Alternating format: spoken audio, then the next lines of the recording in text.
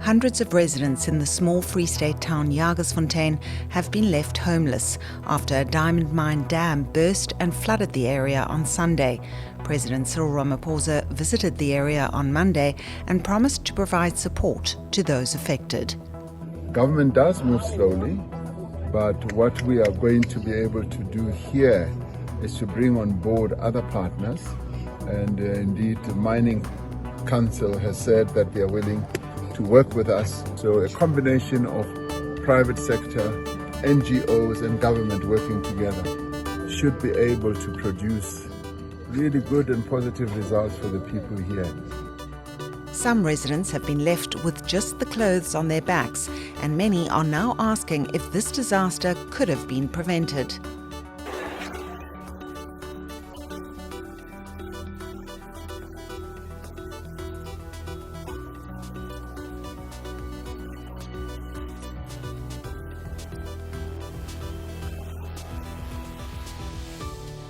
I'm Catherine Rice, a journalist for News 24's Multimedia Department, and you're listening to The Story, where we'll talk to journalists about the biggest story of the week.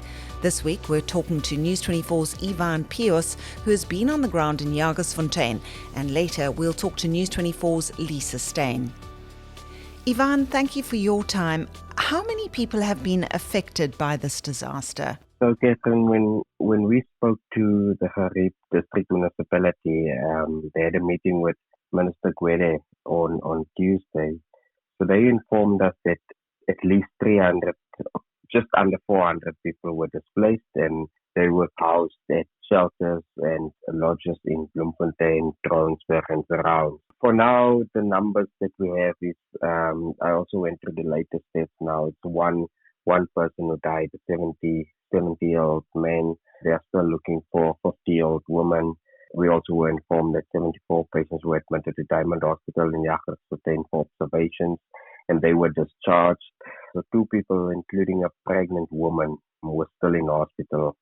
And then 5 others were admitted at various other hospitals like Bellinome and Albert and Zula in Bloemfontein. Ivan, can you describe what you saw when you visited Jagersfontein this week? Just how bad is the damage? When we drove in, you could see the extent of the grey muddy waters and how it spread across the open field. You could see that it completely submerged bridges. By the time we got there, the mud was still quite very, very slippery and wet, and also the extent of the damage. When you drove into Jagersfontein, you could see on the sides Jojo tanks that were swept away, even cars, a few vehicles that were swept away on their roofs. As you entered the township of Chansville, you could see that the houses that were completely destroyed. I know there was the area that stood out for me. There was a place where we interviewed a man who was just walking around, and he said he was searching for his wife. He hasn't seen his wife since Sunday, so he's going through the houses looking for her. And then he pointed at a specific area and told me, if you look now, there's nothing. But before this incident on Sunday, there were 10 houses there. And then when we walked closer and went to go have a look, we could only see foundations of what was left of those 10 houses. You could clearly see, pointed out here, you could see here was a kitchen. Maybe this was a living area, living space, but all of it was swept away and completely destroyed. We also managed to speak to a local mechanic who said he was working on cars for clients. His clients are in Trouwensburg, Sama in Ehrenburg, and those cars were also swept away. We also found him on the scene Monday walking around assessing the damages of the vehicles, but he said they are beyond repairable.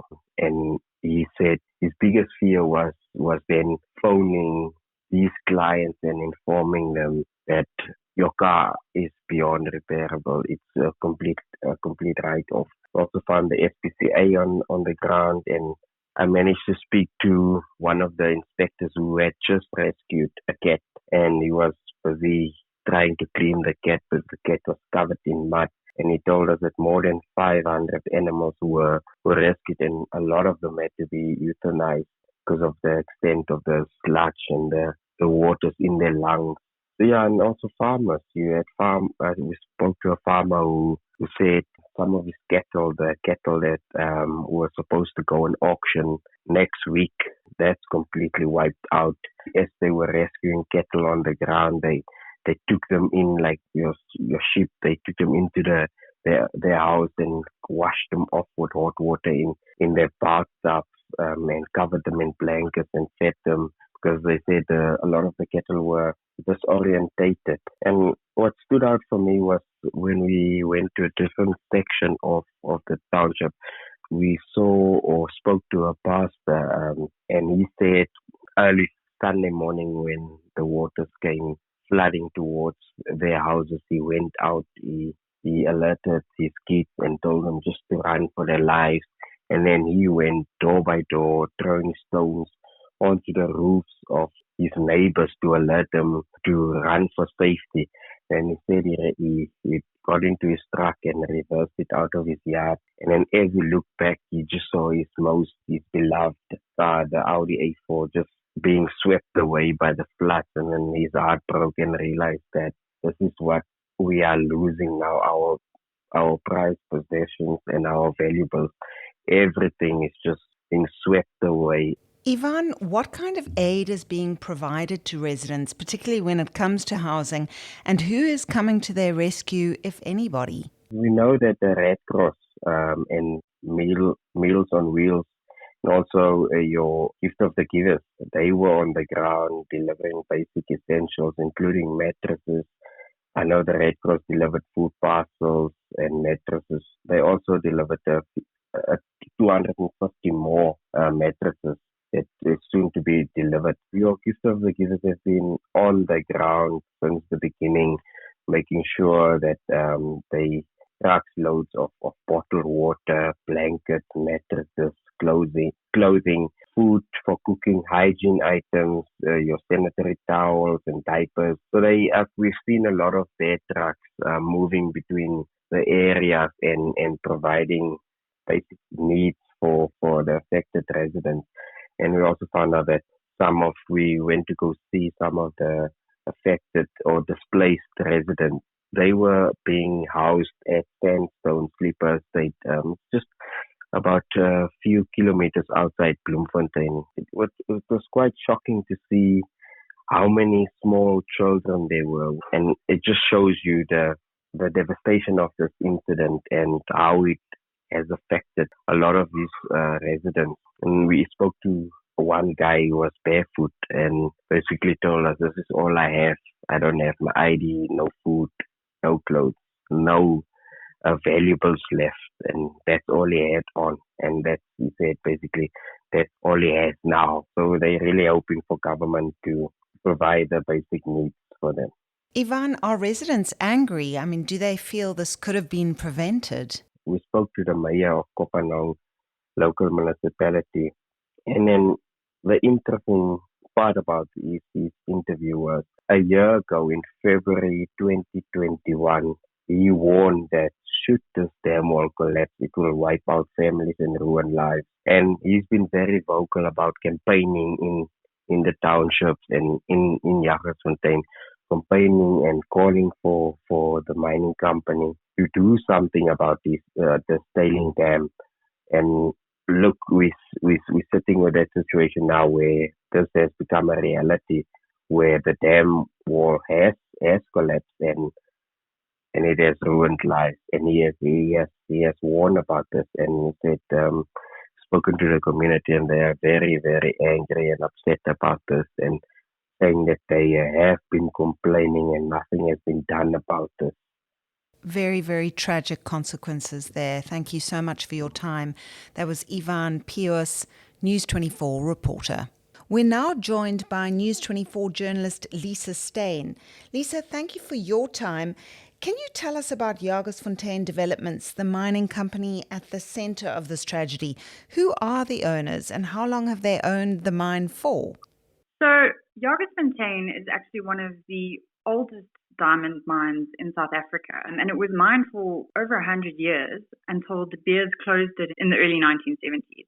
So the mine was actually never reopened, but it was the dumps or what the industry calls tailing facilities that were sold to Jagersfontein Developments in 2010. So Jagersfontein Developments was incorporated by a consortium. And what we know is that this consortium comprised of a company called Super Kolong, another mining company called Sonop Diamond Mining.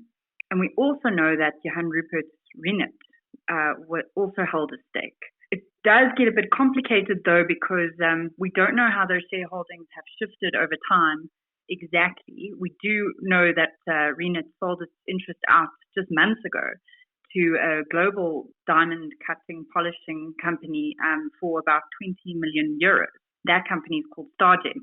So that's what we know so far. And Lisa, will the mine owners be assisting victims, or is it not really their responsibility? So Jagersfontein Developments have pledged 20 million rand to help with the disaster relief, and they said they'd already spent 600,000 of this. At this point in time, we don't know who is responsible for the incident exactly. So I think it's just a sign of good faith. The Minerals Council has also launched a relief fund requesting its members to contribute funds, and they're hoping to raise about 50 million. AfriForum has also opened up a fund and calling for donations. As you say, we don't quite know yet who is responsible for this disaster, but it could be a combination of responsible parties. If it's established who was responsible, what action will be taken against them, and where does government fit in? Well, government departments are now collaborating to try and probe this incident and find out the root cause, and that presumably would dictate who is then held accountable. We do know there was a legal tussle over these mine dumps back when they were first sold. And the court at that time determined that these tailings do not fall under the Department of Mineral Resources jurisdiction. And, basically saying that it was De Beers' asset to do with that as it pleased. So the Department of Mineral Resources hasn't been regulating these activities because it's not technically mining that's going on. And so if it were just an industrial activity, the Department of Labor theoretically should have had oversight. That department, however, keeps referring our questions back to the Department of Mineral Resources. So that's where we are. It is, though, important to note that the Department of Water and Sanitation had been monitoring these tailings for a few years now, and they did have some knowledge of what was going on there. As to who will be held responsible, we will have to see. And Lisa, how big is the damage that has been caused in rand terms, in terms of initial estimates? Haven't seen any definitive numbers. Normally if it's something that happened to a listed company, you would have those kind of numbers immediately. I think the sort of relief funds that we're talking about gives you a small indication of what we're talking about. I would speculate it will run into many, many zeros, millions, hundreds of millions, maybe even billions. There have been claims that mine management ignored red flags over the years. Can you tell us more about that and their response to those allegations? This goes back to what I mentioned about the Department of Water, which had been monitoring these tailings, and they did raise a number of issues with the company about non-compliance with its water license. And those contraventions included, disposing more volumes into the tailings dams than they were permitted to in terms of their license. So from the documentation I've seen and the engagements I've sort of had, it does seem that, the issues were raised and the company was asked to address some problems. At one point, the company was even asked to draft an emergency preparedness plan in relation to these tailings facilities. But it seems that the department perhaps took a more collaborative approach because at the end of the day, these tailings storages were still being used despite the flags being raised. And so I think the company was responding to the department, but the department was also giving concessions and extensions up until this happened. Lisa, has there been any indication yet of the impact on the environment? Could the fallout from the disaster spread further than Jagersfontein through pollution of the wider water system? Look, there's obviously concern about the contents of that sludge, which poured out of the dam. Jagersfontein Developments has categorically stated that it is not toxic. And some geologists have affirmed that the processing of these sorts of tailings would not typically require that harmful chemicals be used. But you never know. So with the level of interest in this issue, I'm sure we will know soon enough what the truth is. And we'll certainly be keeping a very close eye on that story. Thank you so much for your time. That was Lisa Steyn, News 24 journalist.